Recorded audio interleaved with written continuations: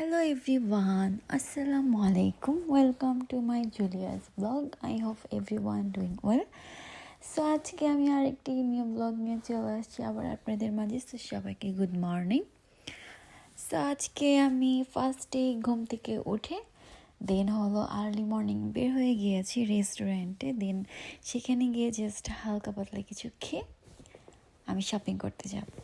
But আমার waffle খেতে খুব ইচ্ছে করতেছিল। তোমরা নর্মালি সবাই জানো, যারা আমার ব্লগ অলরেডি দেখে থাকো, আমার ওয়াফেল খেতে খুবই ভালো লাগে and mango and strawberry ice cream দিয়ে। সো আমি রেস্টুরেন্টে আসলে সব থেকে বেশি এটাই খাই, যেহেতু তোমরা দেখো যে একই রকম ভিডিও বারবার কেন আসে। এই তো সো তোমাদের সাথে আজকে শেয়ার করব। এটা যদিও আমি আজকে কিনিনি, আমি কালকে কিনেছিলাম এই দুটো পাতিল। এটা হলো, তোমরা তো জানো যে আমাদের বাসায় মেহমান আসবে, সরি বাসায় না মানে রেস্টুরেন্টে। সো এখান থেকে আমি কিছু রান্না করব, জাস্ট 2 আইটেম এখান থেকে রান্না করে হলো এখানে নিয়ে যাব। সো এই দুটো পাতিল কিনতে হয়েছে বিকজ অনেক অনেক রান্না হবে। সো বাসায় অত বড় পাতিল ছিল না, সো একটু বড় পাতিল লাগবে। সো এই জন্য হলো এই পাতিলগুলো কেনা হয়েছে। তো তোমরা কমেন্টস করে অবশ্যই বলবা যে দুটো পাতিল কেমন হয়েছে। আমার কাছে তো খুবই ভালো লেগেছে অ্যান্ড রান্না করে খুবই মজা লাগে। তো যাই হোক, এই দুটো পাতিল কিনে নিয়ে আসছি অ্যান্ড যদিও আরও অনেক পাতিল আছে, বাট তারপর কিনে নিয়ে আসলাম। আমার কাছে খুবই ভালো লেগেছে অ্যান্ড খুবই সুন্দর অ্যান্ড খুবই বড়, অনেক জায়গা আছে ভিতরে। সো দেন শপিং থেকে বাসায় চলে আসছি, তোমাদেরকে আর ওইখানে গিয়ে দেখাতে পারিনি। সো আসার সময় চিপসটা নিয়ে আসছি। বাংলাদেশে আমরা নর্মালি এরকম চিপস সবসময় খেয়ে থাকি, সো এখানে সচরাচর পাওয়া যায় না, বাট যেটা আমি পেয়েছি সো নিয়ে আসছি।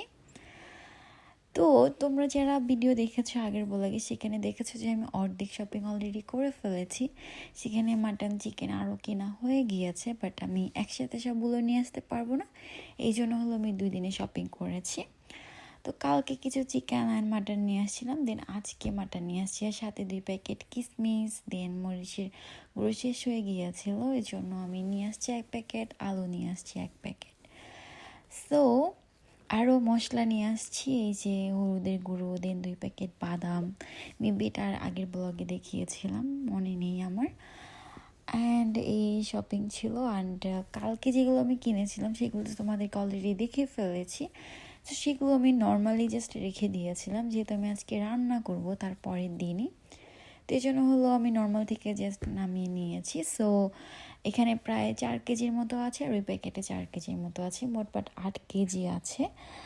অ্যান্ড সো আমি সবগুলো মাটন এইটার মধ্যে নিয়ে নিয়েছি। দেন এখান থেকে ভালো করে ধুয়ে নিব অ্যান্ড আমি খুব সুন্দর করে কেটেও নিয়েছি, বিকজ ওরা যে কাটে সেটা অত ভালো করে কাটে না, বড় ছোটো এরকম থাকে।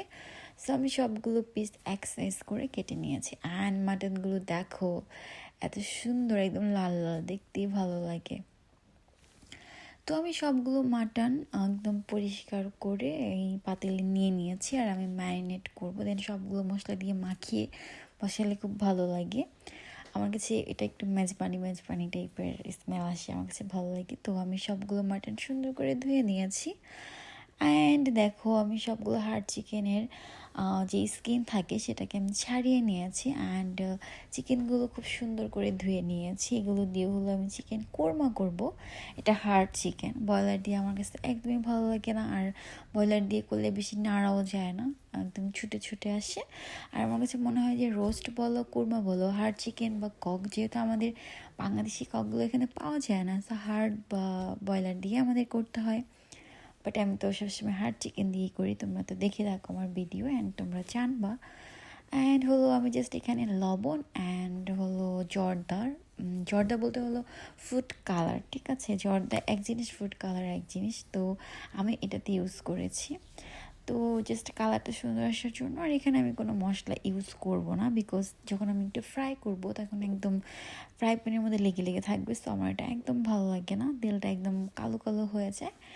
সো দেখো আমি সব রকমের মশলা এখানে দিয়ে ফেলেছি, আরও কিছু মশলা বাকি আছে, যে সব রকমের যে পাউডার মশলাগুলো হয় সেগুলো দিয়েছি। অ্যান্ড 1 কাপের মতো দই দিয়েছি অ্যান্ড আদা রসুন দিয়েছি।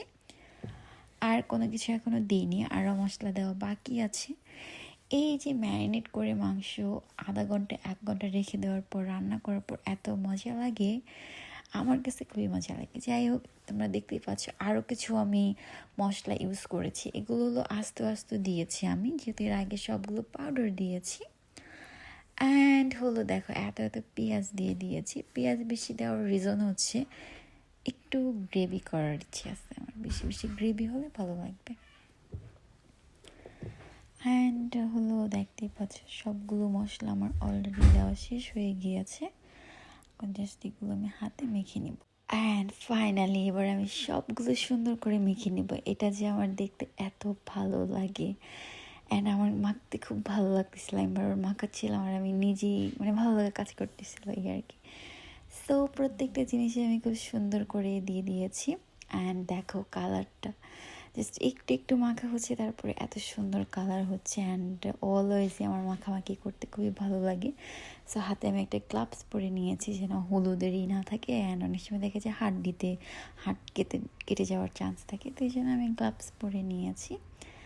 অ্যান্ড দই দেওয়ার কারণে এখনই গ্রেভি হয়ে যাচ্ছে। তো দেখো ফাইনালি মাখা ডান হয়ে গিয়েছে। এবার আমি প্রায় 1 থেকে 2 ঘন্টার মতো এটাকে ম্যারিনেট করে রেখে দিব। তো এই তো ম্যারিনেট করাও কমপ্লিট হয়ে গিয়েছে। অ্যান্ড আমি এখানে অনেক অয়েলও ইউজ করেছি, কারণ মাটনের মধ্যে বেশি একটু অয়েল কম হলে কেমন ভালো লাগে না, এই জন্য আমি বেশি করে একটু অয়েলও দিয়েছি। অ্যান্ড এটাকে এবার রেস্টে রেখে দিচ্ছি। অ্যান্ড চিকেনটাকেও আমি রেস্টে রেখে দিব। আমি দুটোকেই পরপর ম্যারিনেট করে ফেলেছি। তো দেখো জাস্ট লোক, আমি ভিডিও করতেছিলাম এই আর কি। তো একটু বেশি করে পেঁয়াজ দিলে আর কি গ্রেভি হয়, দেখতে খুব ভালো লাগে। অ্যান্ড কালারটাও খুব সুন্দর আসছে। তো ফাইনালি 2 ঘন্টা পর এবার আমি চিকেনগুলোকে এখানে অনেক তেল দিয়েছি। অ্যান্ড খুব সুন্দর করে ফ্রাই করে নিব। যখন লাল লাল ফ্রাই হয়ে আসবে তখন আমি উঠিয়ে নিব। দেন হলো কুরমার যত মশলা আছে ওগুলো দিয়ে আমি কষাবো। অ্যান্ড মাটনটাও আমি অলরেডি বসিয়ে দিয়েছি। জাস্ট 2 মিনিট হলো, এটা জাস্ট এখনই উতলাবে না, আরও টাইম লাগবে। অ্যান্ড এখানে দুটো হচ্ছে আমি আমার যে চুলাটা সেটাকে সুন্দর করে ক্লিন করে নিয়েছি আগে, কারণ নিট অ্যান্ড ক্লিন থাকলে আমার রান্না করতে ভালো লাগে। অনেক আছে যে আগে রান্না কমপ্লিট করে দেন গিয়ে পরে, আমার কথা হলো যে আমি ফার্স্টে ক্লিন করে নিব, দরকার আমি আবার করব, এরকম আর কি। সো তোমরা দেখতেই পাচ্ছ কত সুন্দর ক্লিন। অ্যান্ড দেখো কি সুন্দর লাগতেছে। অ্যান্ড এখানে মাটনটাও হয়ে যাচ্ছে। মাটনের আমি কোনো পানি ইউজ করব না, এখান থেকে যে পানি উঠবে এটা দিয়ে আমি কষাবো। দেন লাস্টে যদি একটু প্রয়োজন হয়, যেহেতু অনেক মানুষ হবে, সো একটু ঝোল না হলেও ভালো লাগবে না।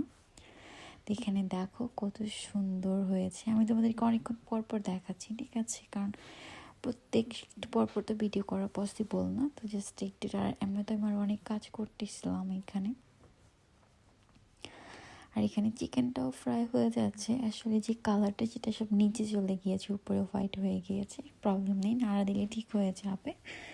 তো এখানে হলো আমি চিকেনগুলোকে ফ্রাই করে সব উঠিয়ে নিয়েছি। অ্যান্ড হলো সেই অয়েলের মধ্যে হলো আমি পেঁয়াজগুলোকে একটু বেরেস্তা করে নিচ্ছি। তো তোমাদেরকে দেখিয়ে দিচ্ছি, এরকম করেছি ভাজা করে, একদম সুন্দর কালারও হয়েছে। অ্যান্ড একটু শক্ত হবে যখন আমি কোরমা দিব, দেন দই ইউজ করব, তখন এমনিতে আরও একটু নরম হয়ে যাবে, দেন তখন একদম প্রপারলি ঠিকঠাক হবে। তো আমি এগুলোকে একটু বেরেস্তা করে নিচ্ছি। দেন হলো সব রকমের মশলা ইউজ করব। আর এই কুরমাটা হলো আমি এখানে বেশি বাদাম ইউজ করব, বাদাম আর দইয়ের উপরে এই কুরমাটা রান্না হবে। তো মাটনটা কষানো শেষ হয়ে যাওয়ার পর আমার মনে হয়েছিল যে একটু পানি দেওয়া দরকার, তো এই জন্য হলো আমি এখানে পানিও দিয়েছি। অ্যান্ড দেখো ফাইনালি কুরমার মশলাটা হয়ে গিয়েছে। তো তোমরা বলো না আবার এরকম লাল লাল কেন, বিকজ আমি একটু কালারটা সুন্দর করার জন্য এখানে মশলা একটু বেশি ইউজ করেছি। আর তোমরা তো দেখেছো যে আমি ফুড কালার ইউজ করেছিলাম ভাজার সময়, তখনই তেলটা একটু লাল লাল হয়েছিল। তো এখানে মাটন রান্না কমপ্লিট হয়ে গিয়েছে, তো এই জন্য হলো আমি চুলা বন্ধ করে ফেলেছি, এটাকে এভাবেই রেখে দিব। তো কুরমাটা হতে আরও কিছু টাইম লাগবে, এখানে আমি আরও কিছু পানি দিয়েছি, এটাকে আস্তে আস্তে হতে আরও কিছু টাইম লাগবে। তো তোমাদেরকে এই মাটনটা জাস্ট দেখাচ্ছি যে কীরকম হয়েছে। যদি এটাকে ঝোল আরও বেশি টেনে ফেলতে হবে, বিকজ যেহেতু আমরা কালকে করবো। আমি একদিন আগে রান্না করে রেখে দিচ্ছিলাম, তো ঝোল যখন আরও টেনে যাবে তখন দেখতে আরও সুন্দর লাগবে কালারটা। তো এখন হলো আমি ঝোল ঝোল থাকা অবস্থাতেই অফ করে ফেলেছি। অ্যান্ড আমি লাস্টে অল্প কিছু আলু দিয়ে দিয়েছি, বেশি দিইনি, জাস্ট অল্প দিয়েছি। অ্যান্ড দেখো কত সুন্দর হয়েছে মাটন, অনেক সফট হয়েছে বাট খুলে আসেনি। অ্যান্ড হলো কুরমা ফাইনালি হচ্ছে, কুরমাতে আমি মাত্রই পানি দিয়েছি। এটা আমি জাস্ট ঘন করে নিব, ঘন করে নিলে কি হবে, তখন খেতে একটু বেশি মজা হবে, টেস্টি টেস্টি লাগবে।